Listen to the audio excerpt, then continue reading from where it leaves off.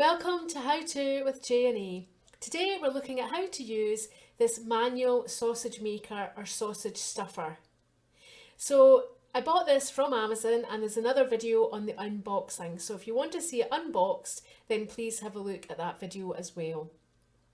So today I want to show you actually in action. So this is it filled with sausage meat and this is the plunger. I've put the medium nozzle on the front and the nozzle just screws on exactly the same way.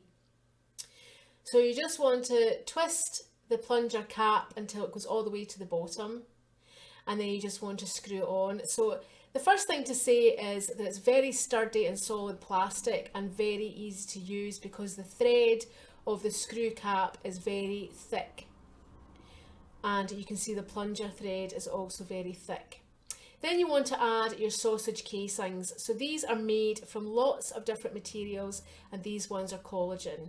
So the bottom is slightly rounded and you want to put the rounded end of your sausage casings onto the machine first. So you want to put the rounded end towards the actual sausage maker and the flat end goes to the top.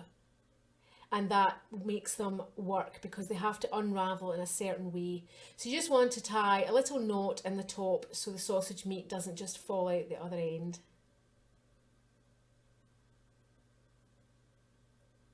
And now I'm going to use the sausage maker. So this is the very first time I ever used a sausage maker. So I wanted you to see, is it easy and does it work? So I've just started, I'm holding the casings on the end, which I think you would have to do, and then I'm just turning the handle at the back. Now I'm just keeping it in quite a slow and steady motion.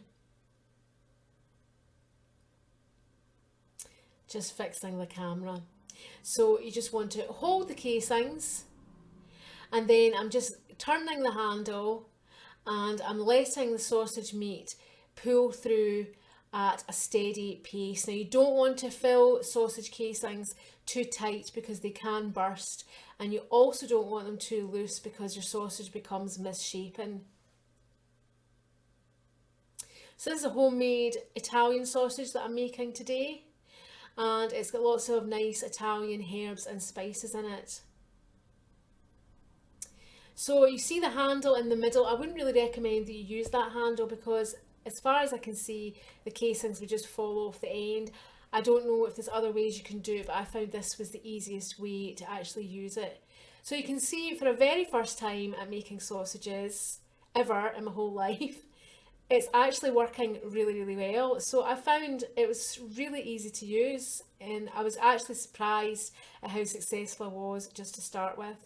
You can see there is some juice from the sausages, some excess water that's just come out of the spout, but that wasn't really much of a problem. And I've just tied it off, and this is me. I'm going to show you just how to knot sausages. So you just want to use something to give you a rough gauge on how long a sausage that you want.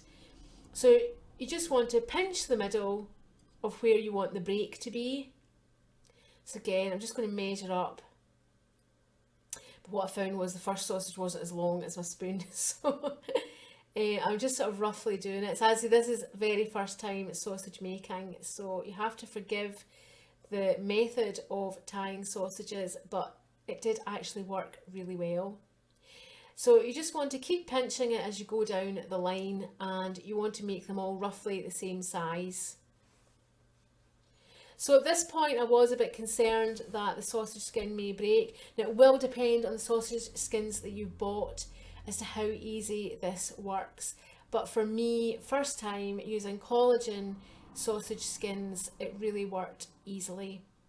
So you can get vegetarian sausage skins as well. They are a little more expensive, but if that's important to you, then it's actually quite easy to buy them as well. And collagen are also quite an easy sausage casting, they're called, to use the first few times you make sausages because they don't need to be soaked. They can just be used dry, which is actually a really easy way to do it. And I'm coming to the end of the line of sausages. Now remember, this is the very first time I've used this sausage maker, so I was so excited to make my very first sausages. No faff, no disasters, and I really enjoyed doing it. The benefits is obviously that you can make low fat, vegetarian, and lots of different flavours with this really low cost sausage maker. So I'm not sponsored at all. I've just found that I really like to just share my experience with others, and I just wanted you to see how easy this was to actually do. And then you just tie off the end.